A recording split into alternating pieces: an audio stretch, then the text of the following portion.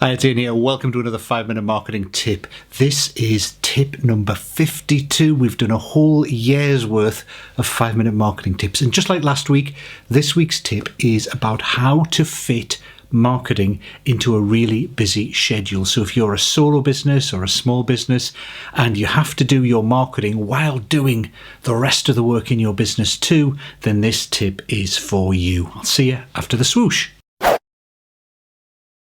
Hi, welcome back. So last week we looked at planning the perfect marketing week, spreading your time across the week to balance out across activities of lead generation, nurturing relationships with potential clients, and strengthening your relationships with your existing clients. But how do you get the most from those activities, particularly the lead generation, the big strategies you're putting in play to get new prospects and then clients?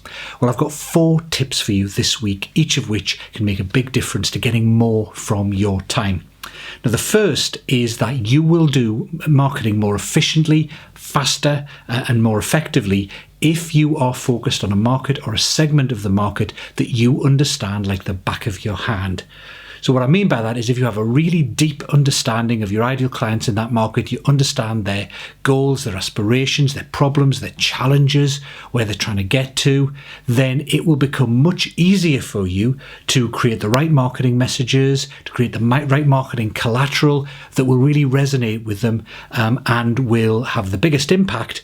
But you'll be able to do it quickly because you won't have to be spending all your time thinking, what are they interested in? What do they care about? You will just know because you understand them at a really deep level. Now, there are generally, for most people, 2 markets where that's the case, that you're naturally the most inclined to understand at a deep level. The first is any market that you've worked in for a considerable amount of time. So I was a consultant for 13 years before I went solo, and about 8 of those years I worked in the pharmaceutical sector. So when I set up on my own, one of the areas I could have focused on was the pharmaceutical sector because I really understood that business. It would have been very easy for me to understand their problems, challenges, goals, aspirations, and to come up with good marketing in a short space of time because of that deep understanding. Now, the other type of market that most of us have, that most of us understand at a deep level, is ourselves. So what I mean by that is the more you are like your ideal clients, the easier it is to put yourself in their shoes and to understand what they care about, what they need, what they're looking for.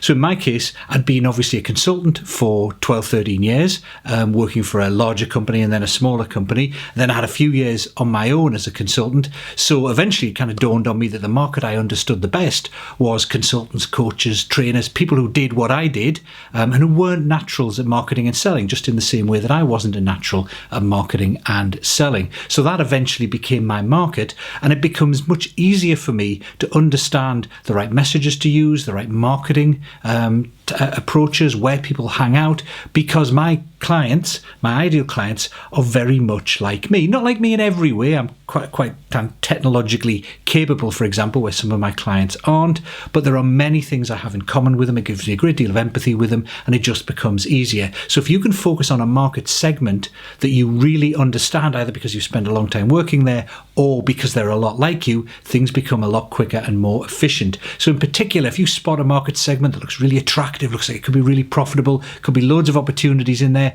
but you don't really have much experience and the people in that segment are not like you, I would think twice about it, because it might look really attractive, but that's probably because you don't really understand it. By the time you get in there, you'll realize that the grass seemed to be greener on the other side, but in fact it isn't. And it'll take you so long to get to understand them. Your natural reactions won't be the right one. Your marketing won't be as effective, and it'll take you much longer to do. So focus on markets and segments you really understand at a deep level.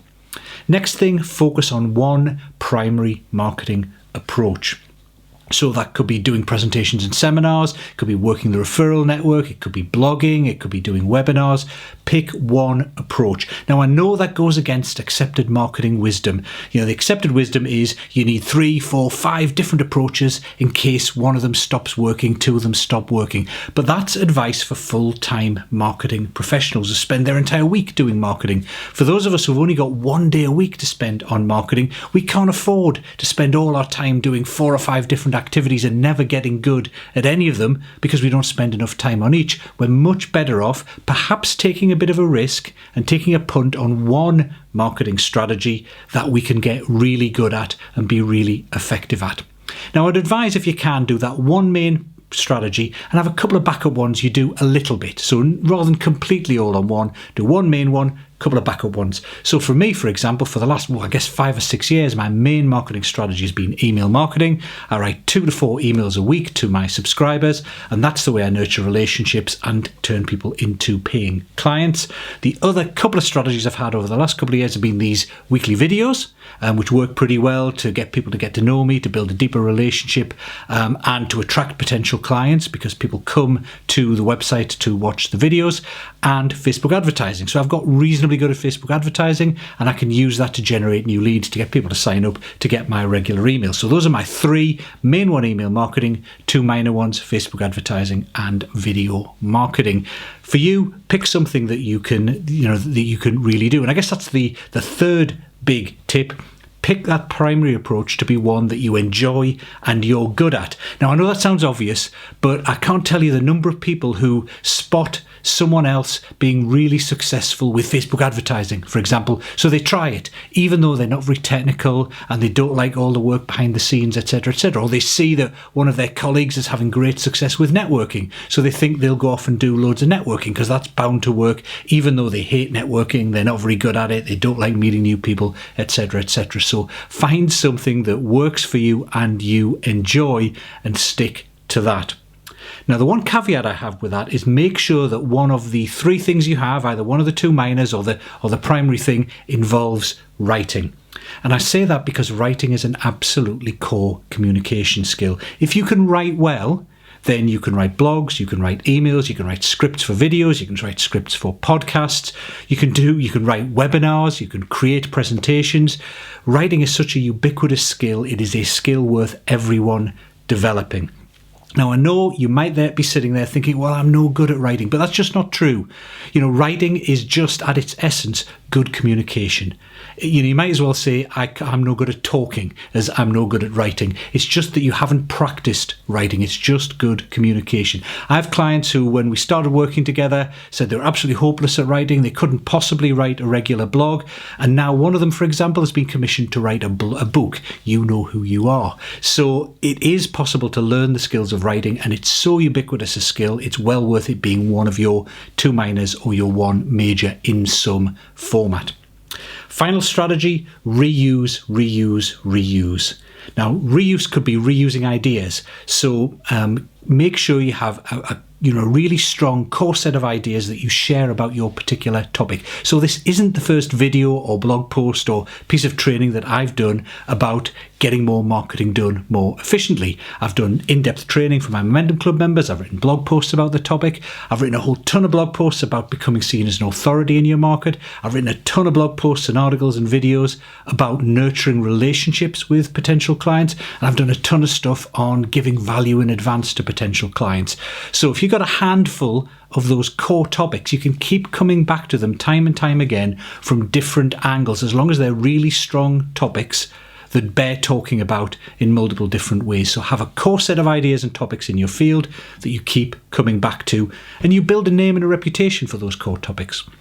The other form of reuse is to take your existing material you've already produced and reuse that. So if you write a blog post, you could record that and turn it into a podcast. If you do a video like this, you can get a transcript done and that becomes a blog post. I use rev.com, fantastic service, $1 per minute for transcription, usually turned around in a couple of hours. And I stick the transcripts below all these videos, but you could equally turn a podcast or a video into a blog post. So try and reuse as much material as you can. Maybe you can take some of your blog posts and turn them into a presentation that you deliver live. Maybe you can take a whole bunch of them and turn them into a kind of collected articles book. Lots of different ways you can reuse material, and it just saves you so much time if you're able to take something that you've used with one audience in one format and use it with a different audience or the same audience in a different format.